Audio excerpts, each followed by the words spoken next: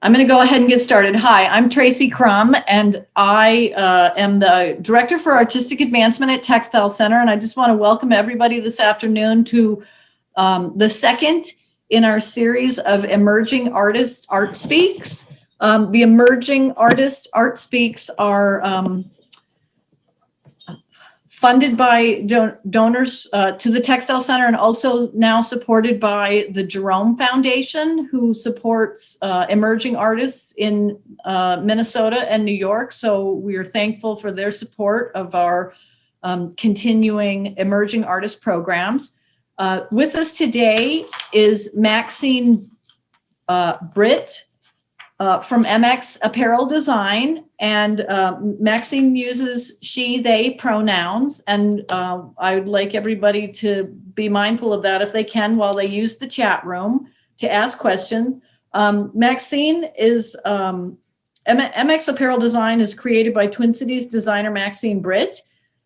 The apparel design is based on the idea that fashion is a key mode of self-expression, and that gender neutral fashion and clothing should never be boring. So through clean shapes and bold color, Maxine hopes to bring understandings of what fashion can be while helping, and I think it's generations or of non-conforming people wear clothes that feel like them. So I'm gonna let Maxine walk us through their work and talk about inspiration and the creation of MX Apparel Design. And I know you have a new launch. I follow you on Instagram, so I know you have a new launch coming up, and you're very active in social media. And so let's see, I've got to admit a couple more folks to join us. I'm going to recommend to folks, per Maxine's request, that you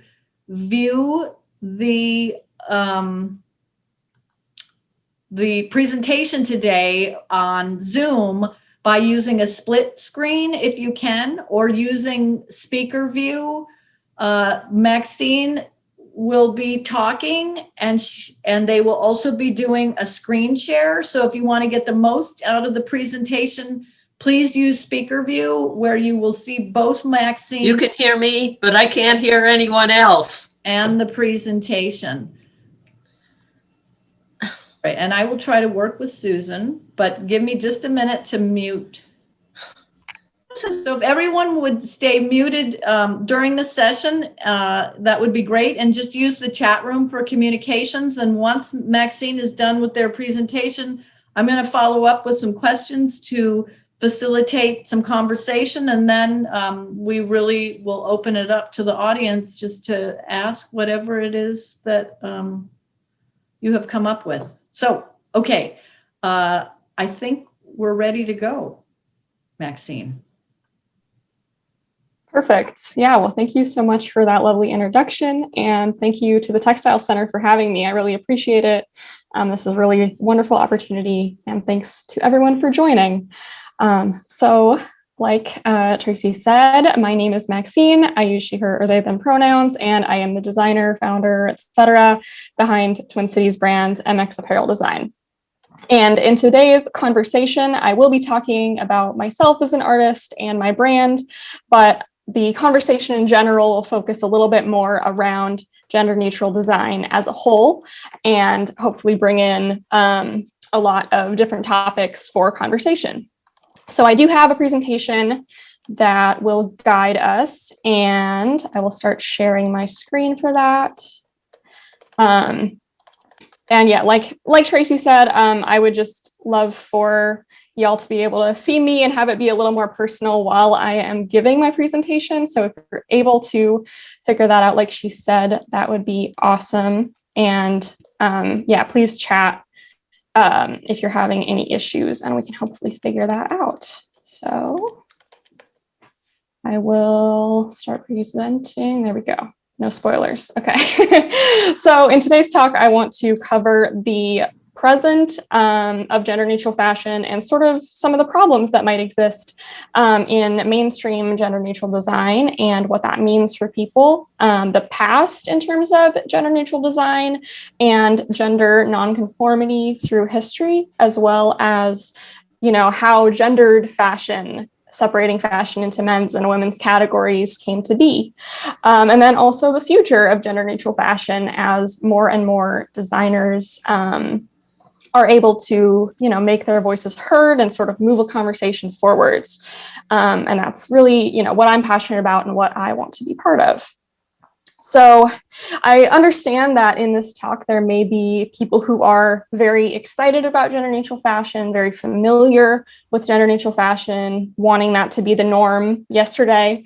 And then there may be people who, are a little bit unfamiliar with gender neutral fashion and want to educate themselves. And that's something that I, want to acknowledge and understand with how I'm presenting, that hopefully I'm offering new information to people who are, more knowledgeable about this topic or information that really resonates. And then for people who are unfamiliar, hopefully guiding you into this topic and offering explanations that, make a lot of sense to you and kind of change your perspective on fashion.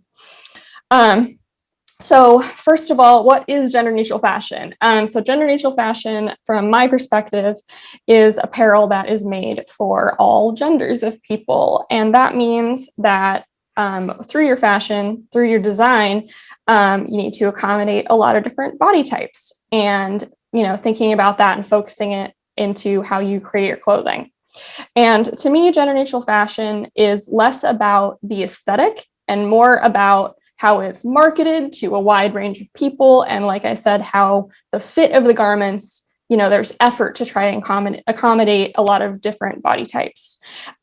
People often think that gender neutral fashion means androgynous fashion, which to some people means mixing masculine and feminine elements. To some people, that means having neither masculine and feminine elements.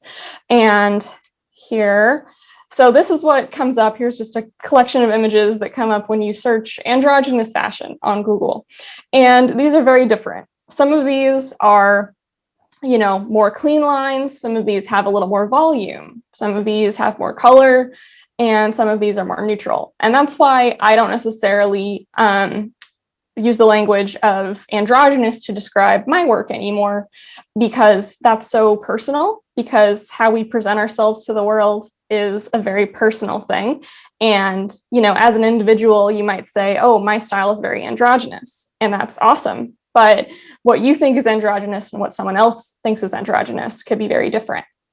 And that's why I think calling work that's gender neutral androgynous, means different things to different people, and is not necessarily, basically all gender neutral fashion doesn't need to be androgynous, is what my point is with that.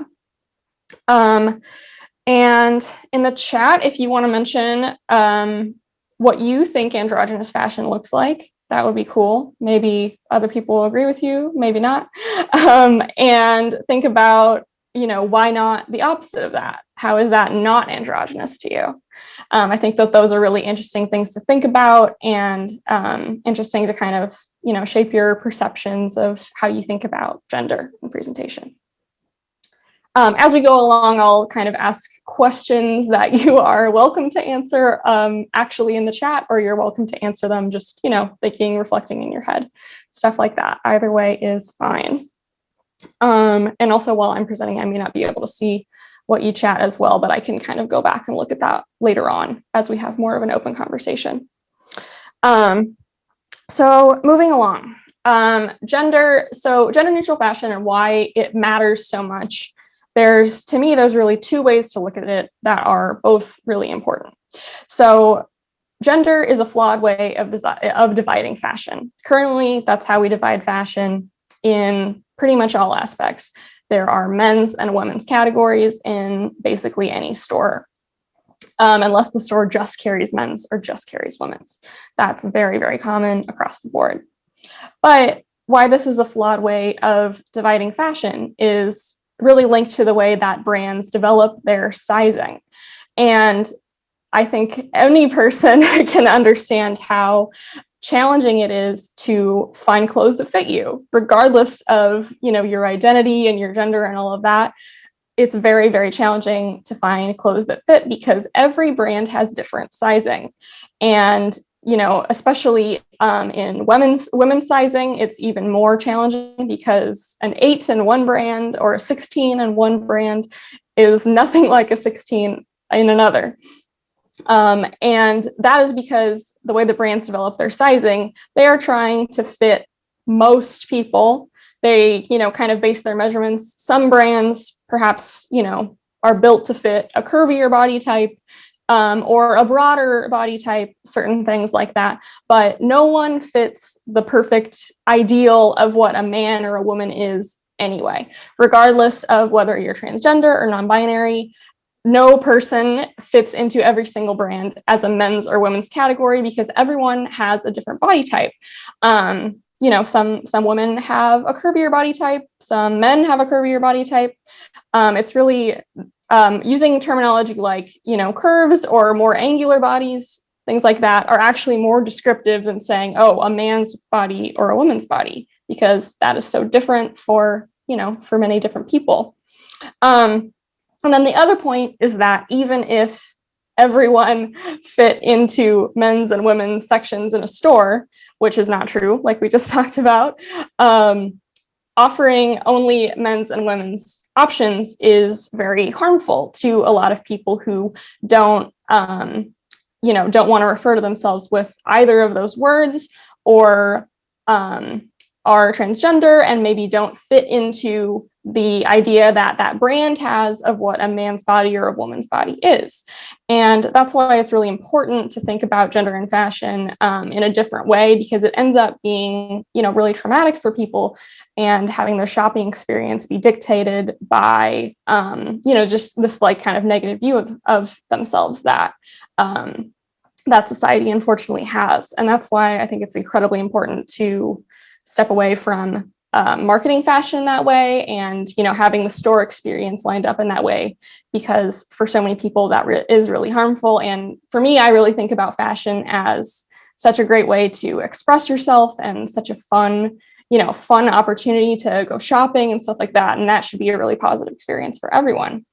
And that's what gender neutral fashion helps with, because it takes that anxiety and that stress and, what can be really harmful about shopping in men's and women's sections out of the equation, so you can have a better experience. So really, like, gender neutral fashion as a whole is about solving a problem. And I think that gender neutral fashion, as offered, kind of as a third category, men's, women's, gender neutral, that's sort of a step along the way to taking gender categories out of fashion eventually, hopefully. And if that, seems like scary to you, like you want to be able to shop in the women's section and have clothes that you think of as fitting that category, that doesn't necessarily mean that that's going to go away. You will probably, I'm going to take off my earrings. I think they're making sounds. Just want to make sure. I think that if you are shopping, in the women's category, you love pink, you love frilly things, these things that we think of as feminine. I'm not saying that those things should go away at all. I'm just saying that that doesn't necessarily have to be a women's thing. And there's plenty of women who don't like to dress that way either. Yeah. So if you're on board with me, and I hope you are, that gender is, a harmful way to think about fashion in, men's and women's categories, and that gender, shouldn't be, dictating those to, like, gender basically shouldn't be the way that we categorize fashion, because for one thing, the idea of a man or a woman's body is so different for different people anyway, that's not really fitting everyone in the first place. And then also it ends up harming a lot of very vulnerable people in society. And this is the question that I had.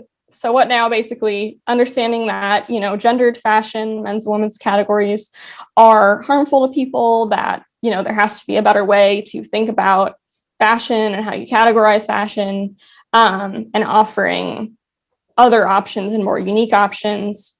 That's kind of what I was thinking about 5 or 6 years ago, when I was just starting college. And that kind of shaped my perspective on fashion as I, was an apparel design student, and led me to research that that centered, gender neutral fashion, because there's so little research out there about it. And yeah, that sort of guided my perspective. And so this is me at my first fashion show, lint rolling my heart out.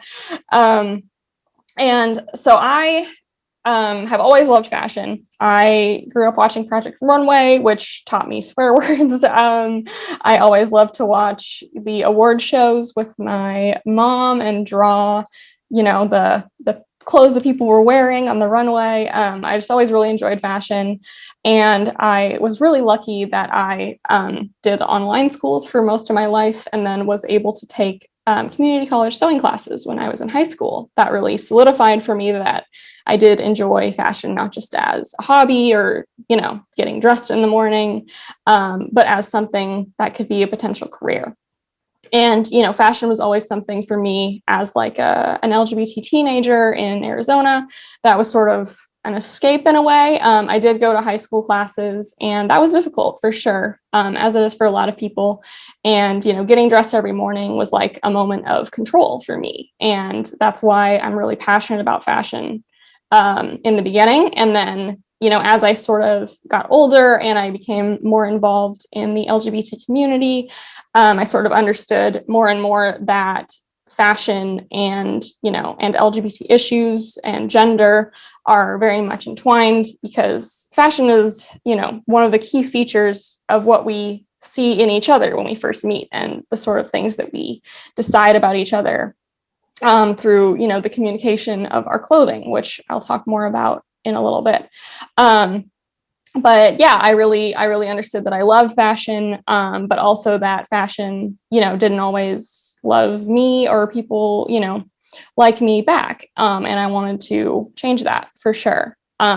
So when I was in college, my first semester, I worked at an LGBT student center, and that really shaped my perspective of just, seeing what people, what their experiences were with clothing and fashion, and just casually, my friends and everything, like what people would talk about in relation to clothing and all of that. And it really did shape my perspective further about apparel. And I knew that I loved writing and research and all of that stuff.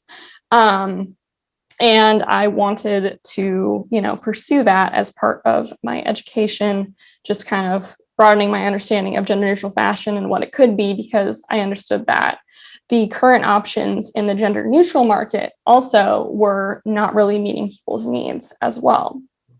And so basically, I remember my first semester, I wrote a paper about this, about how gender neutral fashion in the sort of mainstream, what brands are available, what brands are coming out. It was becoming more and more popular and gaining traction about 4 or 5 years ago then. And it all kind of looked like a certain aesthetic. It was all sort of one thing. And this is actually the first gender neutral line. May or may not be the first gender neutral line, obviously, but that's just sort of what this line is categorized as from this designer. And yeah, I don't,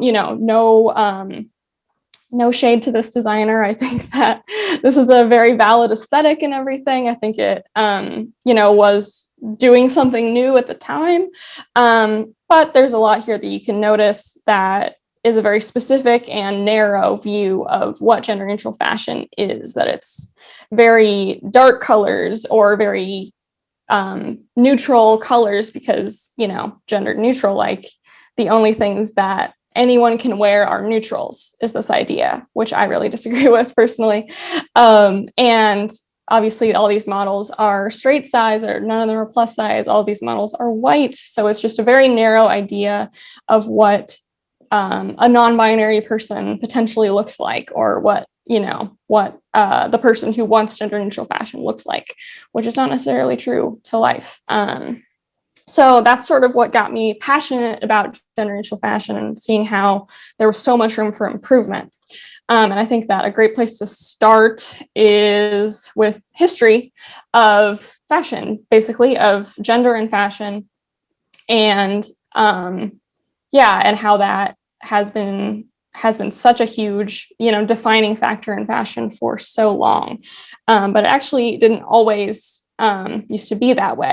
And as a side note, I will mostly be talking about kind of a Western US approach to gender and fashion, just because that was most relevant to my research. But yeah, basically in the 19th century is when gender use is the main defining feature of people's fashion and what you're looking for in people's fashion. And it used to be, previous to that time, class. If you were royalty or if you were below that, was really what people were like noticing in fashion the most. That was the most relevant to people's daily lives, basically. But then just as bourgeois ideology of that era came to be, the most prominent feature, and also because fashion was becoming less, you go to a tailor and you have a garment made for your specific body. They started, doing more mass manufacturing as industrialization became more widespread. So that's really where these kind of ideas of like men's fashion and women's fashion being so distinct and a lot more pared down and toned down than they had been in previous eras came to be. But obviously, as long as fashion has been categorized by gender, fashion, there have always been people breaking away from that and people disrupting that, and being not conforming to the ideas around gender and fashion in their time period. And looking back, historically, a lot of that is tied to sexuality, and I think that is important to note for sure. For women, it was also tied to class. For example, dressing in men's clothing, dressing as a man, basically to advance in terms of class, which also could have been tied to their own gender. But, as in history, there's a lot that's lost, and it's hard to say for specific individuals, how they would have identified now if we had the same language, things like that. But I think it's really important to note that, that has been a part of history for so long for various reasons, and especially for gender. Absolutely. That's why people, were dressing in different ways. But unfortunately, gender nonconformity and, breaking those molds definitely led to violence. And that's really where a lot of the idea of coding came to be. And that is tied to this quote here that I have. Fashion and dress have a complex relationship to identity. On one hand, the clothes we choose to wear can be expressive of identity, telling others something about our gender, class, status, and so on. On the other, our clothes cannot always be read since they do not straightforwardly speak and can be open to misinterpretation. And that misinterpretation is actually a good thing if you are someone who is gender nonconforming and you are, trying to live safely and happily in society. If people who want to do harm to you can't figure out those things about you from looking at you, but people who are within your social circles and who you feel comfortable with do understand the messages that you're sending, you're able to live your life more safely.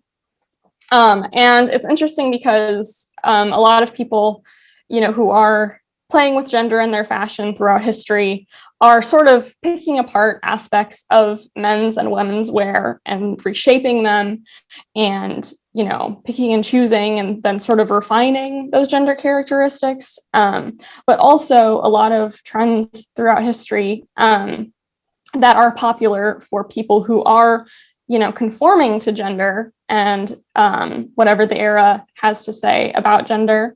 A lot of those trends are actually set by people who are gender nonconforming too. It kind of goes the other way around as well. So yeah, I think the history of that is really important to understand. That's very brief. We could talk, a very long time just about that. But I did want to give some background in it because that was very important to the research that I did. So next up is communication and the theory of that, basically. So communication theory, one really important feature of that, and something that I really kind of latched onto in the work I was doing, is understanding that there's communication to yourself. You're kind of affirming yourself. You see yourself in the mirror and you think certain things. And then there's also the communication of you and other people, and thinking about how they perceive you, and whether, you know, you want them to perceive certain things about you. You want them to see you and think, oh, that's a man, or that's a woman, or I'm not sure, something like that. Or perhaps you want them to, you know, think that you are conforming to whatever society is dictating is correct for men or women in order to keep yourself safe. And I have a quote here that touches on that, because it both touches the body and faces outwards towards others. Dress has a dual quality, as Turner noted when he coined the notion, the social skin. This two-sided quality invites us to explore both the individual and collective identities that the dressed body enables. And I think that's really interesting, and ties a lot to gender for sure, because it is so much a self-affirming act to dress yourself, especially in relation to gender, but also you are interacting with others and being perceived in the rest of the world. And then, so for sure, one thing that's really important in any type of design is design elements and principles. And this is specifically relevant to my research because this is like basically the main idea of the research I was doing. I saw, you know, images like I showed of a very Black, neutral, straight silhouettes idea of gender neutral fashion. And that, you know, is made up of specific design elements and principles. But that doesn't necessarily have to be the only vision of what gender neutral fashion looks like. So I set out on a mission to figure out other ideas that trans and non-binary people specifically were interested in using to dress themselves. You know, what sort of characteristics were most commonly preferred. It's hard to, you know, define a very broad group of people like that by specific characteristics. Everyone's going to like something different, but with design and sort of with forming a brand, you have to start somewhere. So I did 2 research projects. First, in my sophomore year over the summer, I interviewed about 16 gender nonconforming people, and those interviews were very in-depth, very lengthy, and I really learned a lot and was able to, it's called coding, when you kind of pick apart specific themes in those interviews and sort of shape a narrative around them. And then the following summer, I performed another study based in surveys that time, and ended up with about something over 200 people surveyed from all over the country, which I'm very proud of. And just sort of understanding, you know, people's perspectives around what sort of design elements and principles they are most interested in dressing themselves in, to start somewhere with what gender neutral fashion can look like. And yeah, so that I think is really interesting because it's hard to define what elements are neutral, like I've said, kind of. And yeah, so hopefully, I had hoped, at least at that point, that maybe the rest of the industry and kind of the mainstream was steering away from a more neutral palette and a more straight silhouette, and sort of broadening into other ideas. And that's unfortunately not really the case. And these are some current pictures from brands. Again, nothing against these particular brands at all.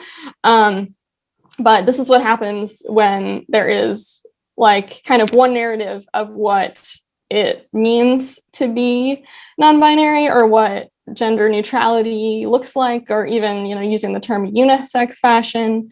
It has to look a certain way. And with a lot of these pieces, you can kind of see these would probably be things you could find in the men's section already anywhere. It's just kind of rebranded as neutral, maybe reshaped in the cut a little bit, but it's not really anything new. And to me, that's sort of my problem with it, because I think there's absolutely nothing wrong with dressing yourself in basics. There's nothing wrong with wanting, a more neutral color palette, but it's interesting when that's the only option. And I think that especially for, things that are being marketed as gender neutral, that is so much about, people finding themselves and expressing themselves, and their, how their gender feels to them and how they want the world to see them. But then all the options are very basic, very, kind of bland palettes and all of that. And I think that, kind of really lacking this idea of expression in fashion.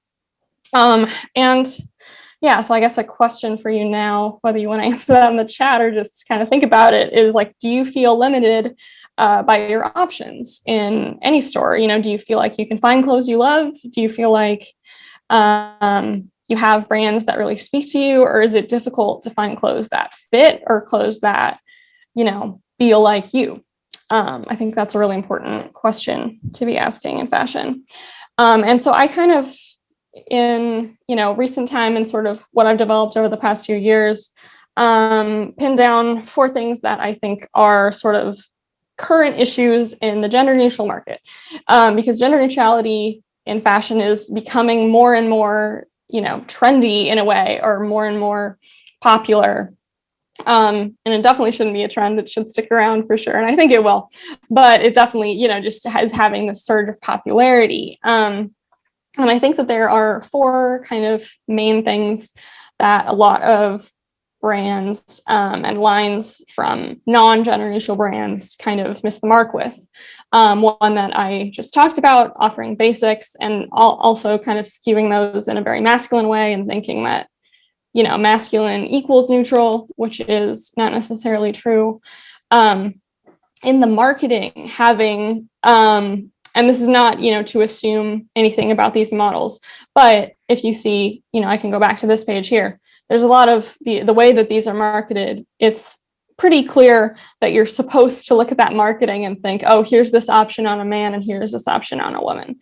And, I'm sure there's no necessarily reason to think that about those models in particular. And I don't mean that to, assume incorrectly about them, but I think it's pretty obvious in the marketing that that's what they're going for. Especially, somewhere that's like Gap, for example, their work is shown there for like a gender neutral line, that's what they're going for, to market towards just men and women. Another piece is affordability. And I think that, that's challenging for sure, but it's challenging for small brands to be affordable, absolutely. But I think that it is interesting to, take note of that if you're talking about kind of a marginalized group of people, and understanding that what they can afford is, is definitely perhaps less than the mainstream. If you have a hard time getting hired because you're transgender, or, things like that, in the workplace, you can be fired for being LGBT, just all of those sorts of issues. So then I think that affordability is a key factor in gender neutral fashion and understanding how to best serve that market.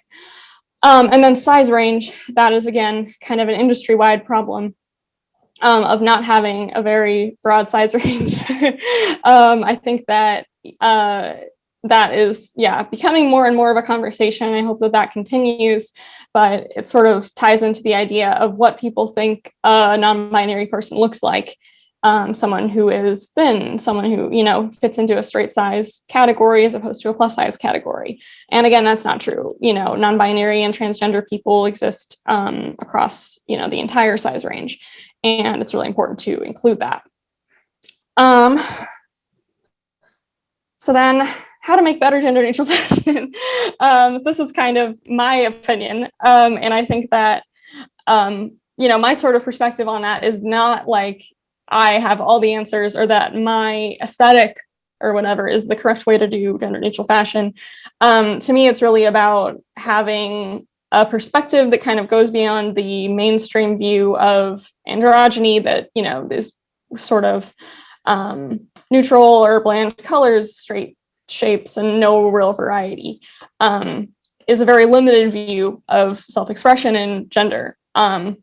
So one of the most important things that I found in my opinion, in my research, is that a lot of people dress not, and this is a category of trans and non-binary people, is that they dress for their personality before they dress for their gender, just in terms of, what they think about when they get dressed. And I think that that is super important to remember, that, gender neutral fashion is not just intended to be it's not just good because it says it's gender neutral and it looks perhaps more androgynous or something like that. Like, people want to dress for themselves and for how they view themselves and what they like, for sure. And I think that that is like the key really to sort of stepping away from like mainstream ideas about gender neutral fashion.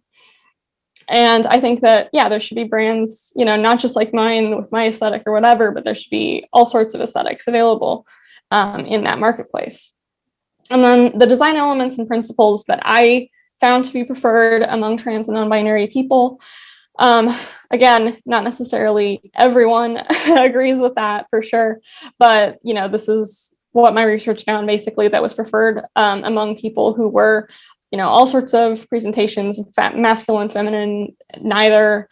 So these people generally preferred more angular shapes as opposed to more curved shapes, high contrast of value and hue, symmetry, and emphasis on places like the waist or the arms and legs, and then having variety throughout a collection in terms of the silhouette.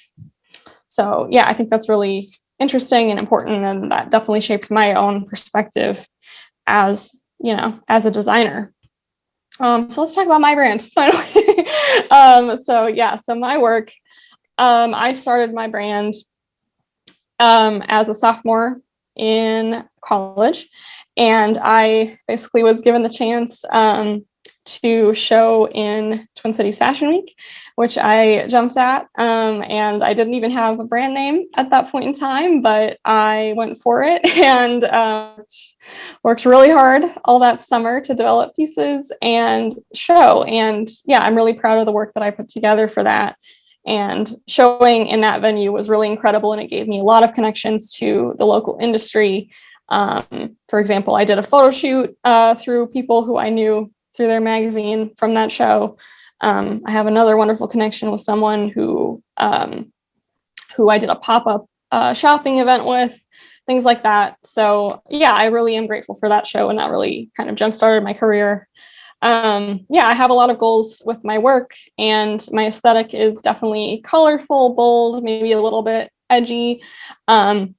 I try to really think about a lot in, my marketing and all of that sort of thing about counteracting what maybe society thinks a trans and non-binary person looks like.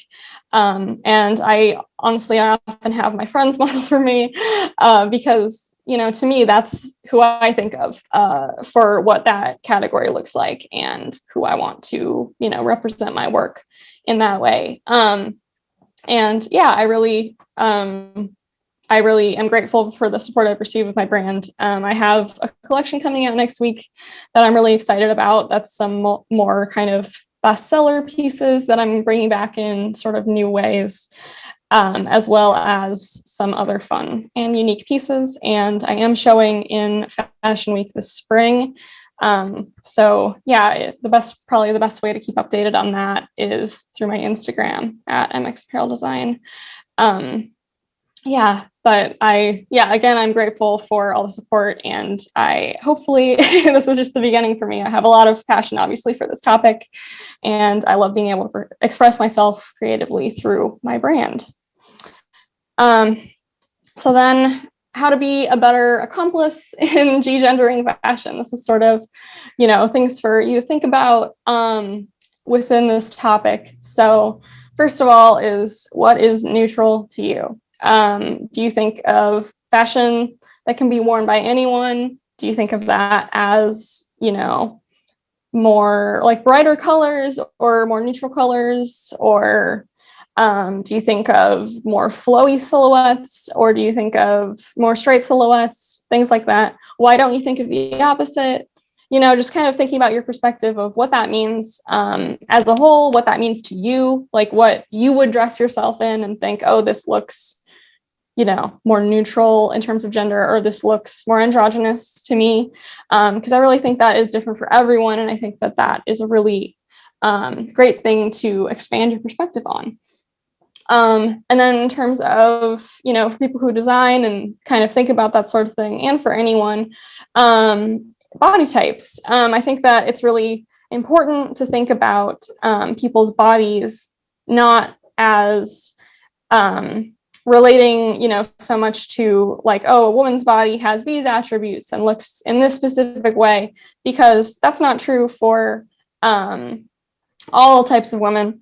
There's such variety among body types of people of all genders. And I think that using terminology like, so a body that is more curved, or, has more curves, or a body that is more angular is perhaps a better way to describe that sort of thing versus saying, oh, this is a man's body or a woman's body, and what that means, because, there's such variety in that. Individuals, what a man's body looks like is so different, but trying to sort of essentialize that or define that as one thing isn't necessarily helpful, or even very descriptive, like I have said before. And then the way I think about gender neutral fashion, and what I would encourage you to think about it as well, is not just there being, men's fashion, women's fashion, and now gender neutral fashion, and sort of offering those, but instead kind of breaking down those categories a little bit more and how you think about it. Because to me, the end goal is you just walk into a store and you don't see a men's or women's side. You are more welcome to try on and look at the options. There will still be options that look very different and, very unique. But you won't necessarily be ostracized for picking up one option based on how you look, or you might be more encouraged, to try things that you would never try before. And I think that's a really good way to think about gender neutral fashion. And, within my brand, I do label it as gender neutral. I think that that's important right now, but I hope in the future that will be less important, and that will be more of the norm, that it will just be fashion and not gender neutral fashion. So then I put together some topics of conversation just to kind of keep, if there's a lack in, maybe what y'all want to ask me, if you're not so sure what you want to ask me, some things that we can talk about. But otherwise, I would love to hear your specific questions and, of course, questions from Tracy. But that is all I have for you. And thank you for listening.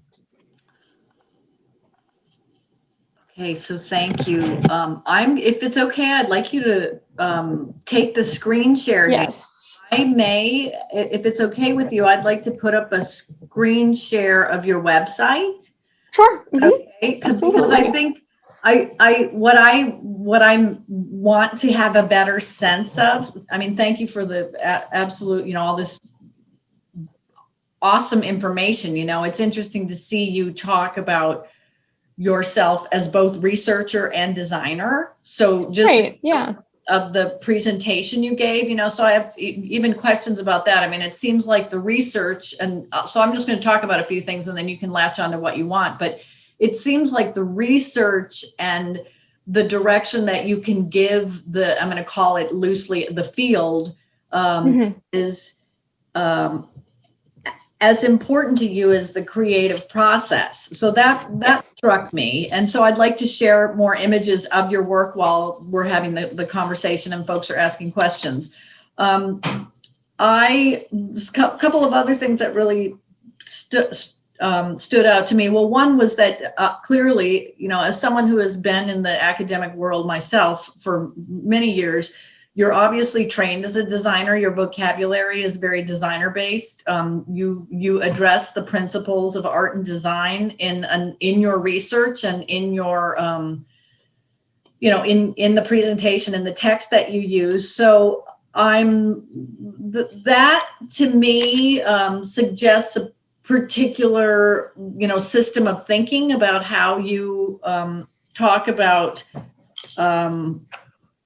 gender neutral fashion. And it also made me think about the way you describe gender neutral fashion. I understand that it's absolutely important for you to recognize it, but I wonder how important it is for the rest of us to recognize it. And I think about, someone like myself who is, clearly, I'm going to say old enough to have been your mother. Gender neutral fashion, that is a brand new vocabulary for us. So it also a lot of what you're doing is trying to establish a vocabulary, and vocabulary, sort of shifting to a new lexicon.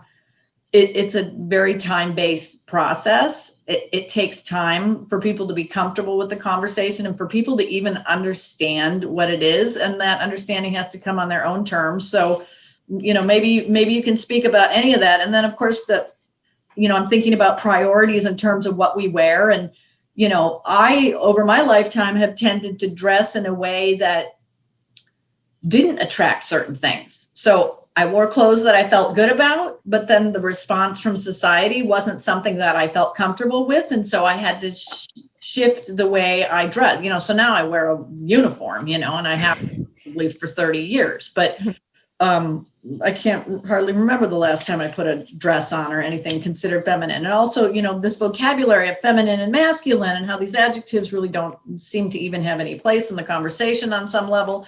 And then the last thing I have is, I've been so fascinated lately with the new sort of, I'm going to call it she drag. Feminine drag is like extremely, it's a very up and coming, sort of subcultural construct right now, and not a construct, it's real. And how does that whole, that sort of flamboyance of drag, where does that sit in this whole conversation about gender neutral fashion? Because that seems to be a very different sort of commentary. So I'm going to just throw it out to you to spin off on some of that while I Sure. the website, and then we'll start integrating the chat. Yeah, definitely. Well, I think you had a lot of really interesting takeaways that I am excited to talk about.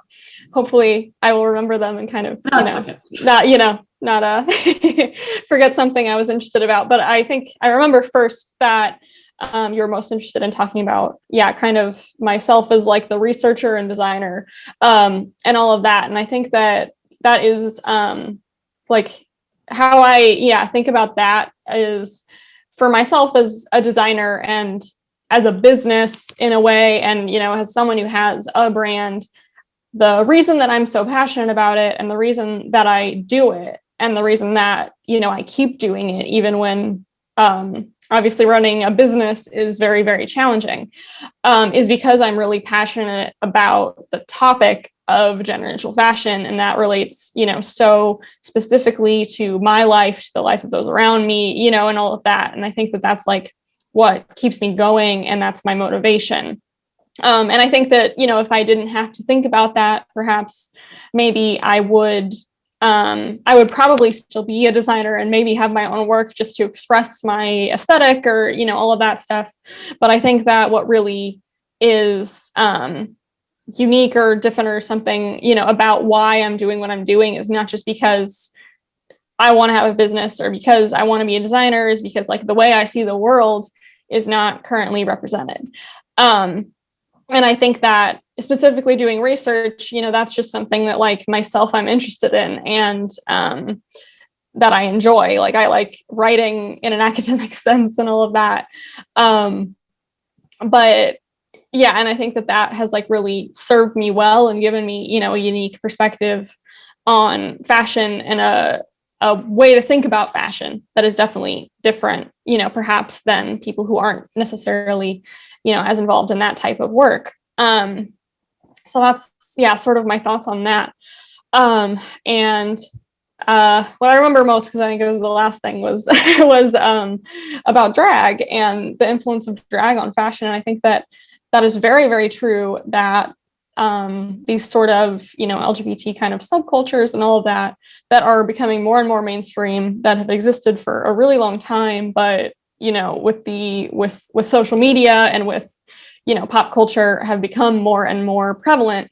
I think that's really interesting. I think that definitely does shape mainstream fashion. I mean, you can look at that in terms of beauty, the way that, drag queens do their makeup, like heavy contouring and these sorts of techniques, are very mainstream now.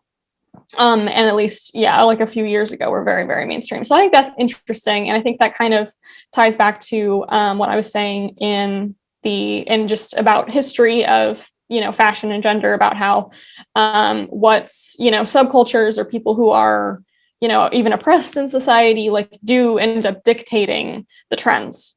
And especially, just sort of that whole culture is of like drag balls and things like that. The show Pose really did a lot to, kind of bring that to the mainstream, and have people, have more of an understanding or feel very much represented by seeing that. And I think that that's, definitely true. I'm trying, if there's things that you said in there that you would like me to touch on, I'm trying to remember, but I liked what you had to say for sure. I think, oh, you're muted, I think, yeah. Yep, sorry about that. I'm going to take a look at the chat and pull some audience questions in because, sure. Let's see, I'm going to save the chat so you'll see this. Let's see. I just scroll through a little bit. And thank you about my earrings. That's nice. So someone's commenting about their semi-solution is to sew more things for themselves. Still coming up with limitations of patterns available. So I don't know if you have sources or commentary on that, but one person commented, it's been a while since I found much of anything in stores that I'm intrigued by rather than just kind of bored by. It's a shirt, jacket. It's not something I would wear. So the solution being to come up to sew things for themselves. So this leads to a question that I had. Can you talk about, besides the fact that it's the gender neutral issue that drives your world, what are some of your influences? And how do you where do your design what is your source material for the work, the studio, the creative work that you do? Yeah, that's a great question. So first I'd like to talk about sewing for yourself and patterns and all that, because actually that's a large part of how I started sewing, and that's how a lot of people start sewing and everything. And I think that is a great way to become more familiar with garments and everything, and being able to adjust patterns is a really great skill to have as well. Buying a pattern that you think has generally, some elements that can help you get to where you want to be, and then being able to, freestyle the rest of the way, or, there's so much great information online if you're able to access it, like about how to include different elements into your patterns and things like that.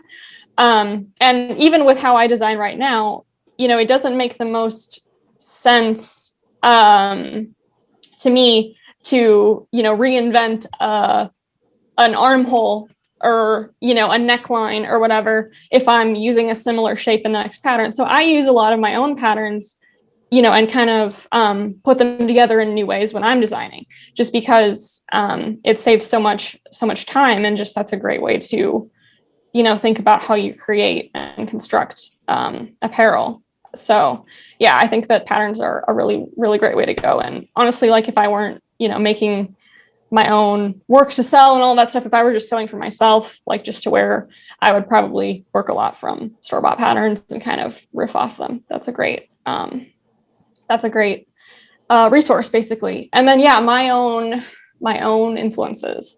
So I really find myself influenced, and you can kind of see perhaps through my brand and my work, that I love just the 80s kind of these kind of vaporwave or whatever aesthetics, very bright colors, and these just the sort of silhouettes and things like that I really enjoy. I'm also really inspired by music, and people's music videos and all that stuff. I'm a huge pop culture person. I love all of that stuff, and I that's honestly just pop culture in general is where I find a lot of inspiration. And I do, try and keep up with trends. I think I'm not reading these comments, obviously, because I'm talking right now, but someone mentioned like TikTok and, queer people on TikTok. It has an influence on my designs. Actually, I think TikTok does have a huge influence on my designs. I haven't been on there as a brand very long, only maybe a month or so, I think. But honestly, that has really influenced my designs because I used to really see being a young person in design as kind of a hindrance in a way. And, it's so challenging in so many ways when you don't have all the answers about business or marketing or, sales and finance and all this stuff. But it's such an asset to, be a young designer in so many ways too, with being able to understand and relate to the people who the trends are coming from, who are like young people interested in fashion. And TikTok is an incredible platform for seeing that. And those trends have absolutely influenced my work. And you'll see that in my next collection. But I do appreciate that for sure. And seeing that as kind of an asset to my work in general. Yeah. So there's another question just below that one. And I think it relates to what exactly, what you've been talking about. Can you talk? The question is, can you talk about how you help your clients start to articulate their personalities through fashion? And to the question is this again, this discussion about a new vocabulary, and helping people understand what's possible.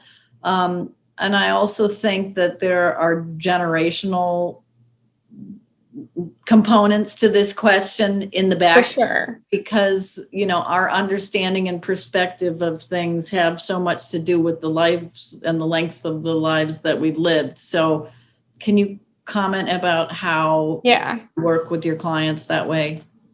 Yeah, absolutely, for sure. Well, and first of all, thank you for saying can't wait. That's sweet. But yeah, I think that that's a great question. And I think that is really relevant because so much of the terminology that we have to use about gender and about fashion and about, those things together, is harmful to people in some way, or, specific individuals may not, like certain terms that other people do.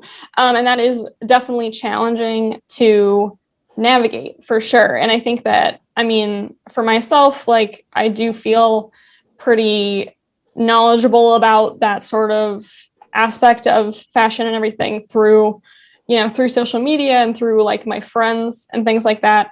But I think that, there is definitely, like when people talk about themselves and all of that stuff, like if you're, someone who comes to me, and you have specific things that you're talking about or whatever, like I'm never going to say you're wrong for how you talk about your own body or how you talk about your own gender and all of that. Like that's entirely up to you for sure. And I think that I do try to guide people in how they talk about things, especially people who, maybe aren't at all familiar with this topic, but they're perhaps, at a show of mine or whatever, and they come up to me and they compliment me, but then they also say something that ends up, I don't know, being harmful in some way as well. I think that there's definitely ways to guide that and sort of reframe people's vocabulary and how they think about things in like, in professional and considerate ways. Because I think, obviously the majority of people, don't mean harm and all of that stuff with a lack of knowledge. I think that in relation specifically to the question, how do you talk, can you talk about how you help your clients start to articulate their personalities through fashion?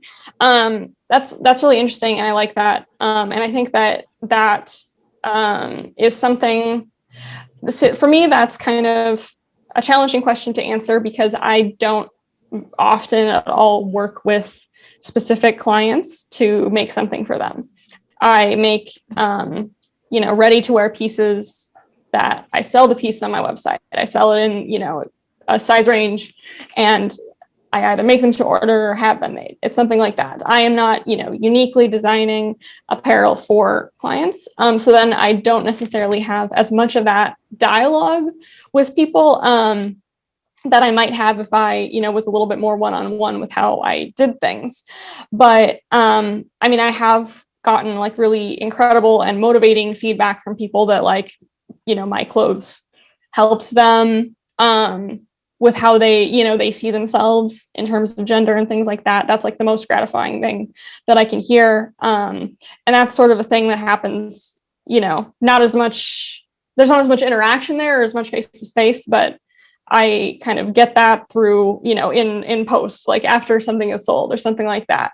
And I think that social media, though, is a great way to sort of bring those conversations to light more and more, though, giving inspiration for how you can wear things. Like I have a lot planned with that for my next work and all of that. And I think that, that is, really important to try, and that's with any brand, to, give people somewhere to start with how your pieces can work, and just sort of giving that idea like its full life for sure in front of the customer. Yeah. So I want to say, these questions I think are, they're great for you to think about, because you have a long career ahead. You said, sure. you're in the ready to wear mode these days, but it doesn't mean, in the future that there aren't going to be, specific things that, specific problems that you try to solve just to keep your creativity flowing. For sure. Yep. Yeah. It leads me to think about a question in terms of,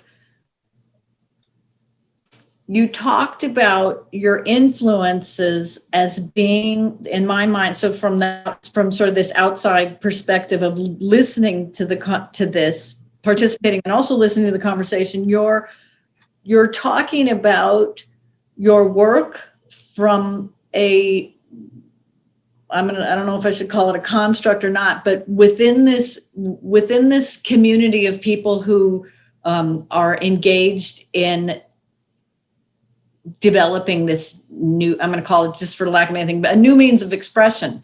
Sure. How do you see, what are your hopes and dreams? How do you see this developing? I mean, I because you're still addressing a small audience right now. So can you talk about, what are the sort of conversations, what sort of brainstorming and vision do you have? Because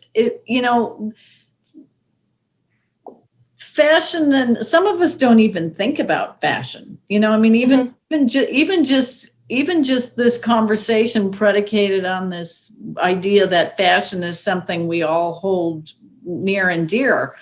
How will this trickle down, be bigger than that? You see what I'm asking? It's a little bit. I have an answer. Question. Yeah, you're speaking to a limited audience to some extent right now. So I'm just curious about the sort of bigger picture, however you want to think about it. Yeah, for sure. So I think that I definitely personally have goals and things that I can't necessarily say for the future, for growth with my, my own work and all of that, that I'm very excited about. But I think that in terms of addressing that, so I think that, for one thing, it's definitely my opinion that everyone thinks about fashion. Not thinking about fashion is still a choice in how you think about fashion and how you dress yourself. If you put on a white t-shirt and jeans, you're, portraying something specific to the world. Even if you're not wearing bright colors or, wearing punk clothing to, show that you are part of that subgroup or whatever, you're still participating in fashion, because we all have to wear clothes. And I think that I think that, I mean, within my own work, I am definitely like, it is my goal. And I think it's very apparent that it's my goal to, center trans and non-binary people in the work that I do. And that's a really large group, and that's a growing group. Absolutely. And, every brand is not going to fit every person's needs. There's a lot of people who might like the idea of what I do, but hate the aesthetic of my clothing. And that's totally fine. And I think that another piece, though, is that, my work can be worn by anyone at all who likes the clothing. They don't have to be part of that group for sure. Even if that's who, I am not going to compromise on centering in what I do. So I think that, ultimately that's ends up being a very large group. It's really, when you're a small brand like myself, it's really about the opportunity to put yourself in front of larger groups that you can really, expand in those ways. So I have another question about platform, because, and I mean, being a creative person and potentially having to create a platform because one doesn't exist for, I don't know how to say it, but the presentation of what you're doing. So can you talk a little bit about just the community, perhaps in the Twin Cities, perhaps in Minnesota, perhaps on a national level? Like, what do you see happening? I mean, particular in my head was the beginning of your presentation where you talked about the models, and we look at media and advertising, and we immediately probably make assumptions about who is wearing the clothing and the marketing of it and all that. So maybe part of that's part of your answer. So can you talk about the work that's being done to create a platform for this change? Because I think there are some really exciting things out there that are happening. Yeah, definitely, for sure. And yeah, I think that, first talking about models, I think that that is an area of challenge for me, being in the Twin Cities and all of that. It's, it's not New York or LA. There is kind of less of a creative voice in the Twin Cities fashion scene that aligns with mine.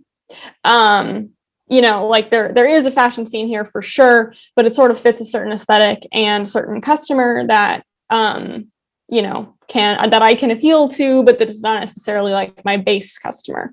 And I think that can be a struggle for sure. But I think that that's something, again, I'm trying to see more and more as an asset too, because a lot of people, who maybe aren't in the category, aren't already dressing in the way that my, in the style of my clothes, or, in the style of similar clothes, they want that. There are a lot of people who want to lean into that because it is cool and fresh in a certain way. And I think that is motivating for me, even if it feels challenging then to still exist in this kind of bubble of, the Twin Cities. And I think especially with finding models, it's very important to me to work with models who are, gender nonconforming in some way, and you're, an LGBT person in some way. And that can be challenging to find models, who publicly say that about themselves in the Twin Cities. And it is really important to me to find people who, want, just basically need something for their portfolio and need, a paid opportunity and all of that stuff, because that's something that I feel like that's kind of a trade-off and a collaboration for sure in that way. And I do really love that. And I appreciate, a lot of the models I've gotten to work with. But like I said, a lot of my models are my friends, because that's who I know who fits, who I see as my customer, or the vibe that I want to present, basically. And presenting, work on people who are not just thin and white. And I think that's really important for advancing the conversation around what, an LGBT person looks like in general. And I think that, in general, in terms of the conversation, I think that there are a ton of incredible people who do this work in gender and fashion. And I think that's becoming more and more popular. I think that I mean, there's when things end up getting to like a really mainstream perspective is where they kind of dilute in a way, or like become less and less like radical or like true to whatever the message is that initially started. And that's kind of where that like problem still is. For example, there's plenty of brands that are like, oh, we should do a mainstream, like, sorry, there are plenty of mainstream brands that are like, we should do a gender neutral line because, you know, they want to be part of that idea or whatever. But then they end up making a line that is very like jeans and t-shirts, and that's not really providing expressive options to people. I feel like I kind of got off topic. That's okay. I think that yeah, I mean, there's like, I feel like in the bubble that I'm in, like the creative people that I follow and the models that I look out for who are in other cities and all of that stuff, there's a lot of great work being done for sure. That's very encouraging.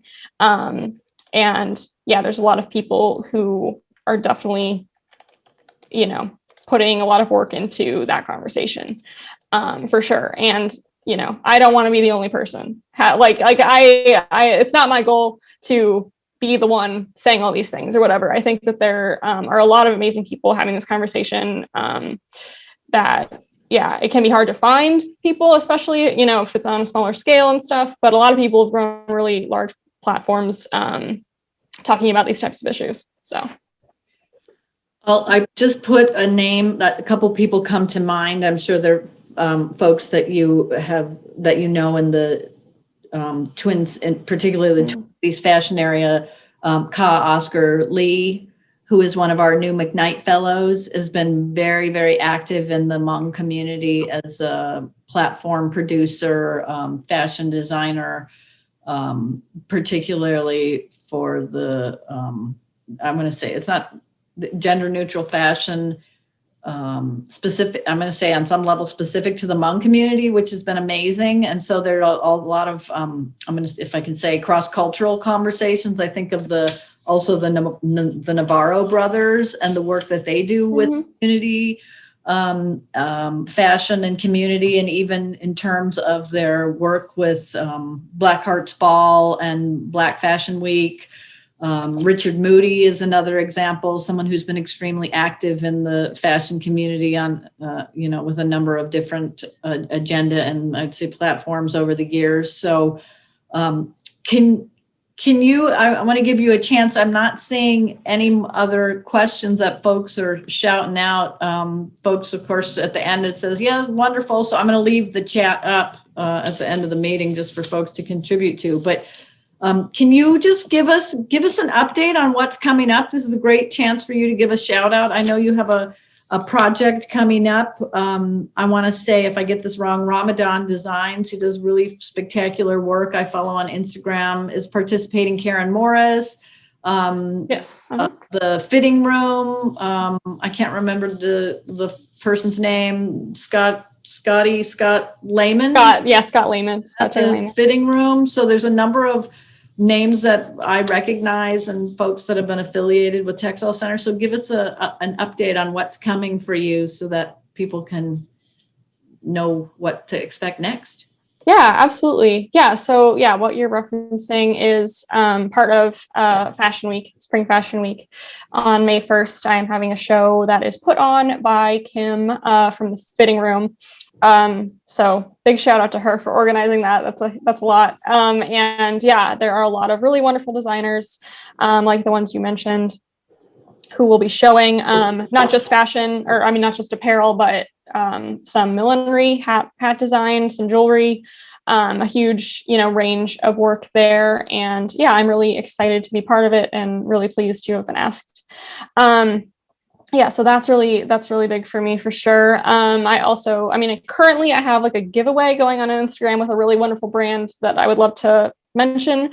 It's called Just Because. The designer is local as well. It's really cool. Just go on my page. You can see that. You can enter to win some pieces, and please follow and check them out because they are really, really great designer, very colorful style, really unique and modest as well. And I think that, so I think that that's a something I for sure want to mention. And then next week, I do have a new collection coming out that, like I said, is kind of basic pieces that I have been bestsellers in the past, but in a, kind of imagined in a new way with some other new work as well. And that's kind of, I have some other things that are not necessarily things that I can mention, but I'm very excited for all of that. And I'm excited to have hopefully a lot coming for Pride for June as well. It's another good time to be doing some work for sure. Yeah. And hopefully it will be safe to gather at least modestly in person. So is the event first at Evolve? Is that an in-person event? And is there a ticketing process for it, just so folks know? Yes, it is an in-person event. I am not too sure about the ticketing process. I don't think tickets are available yet, actually. Okay. It's still a little bit of ways away. It's May 1st.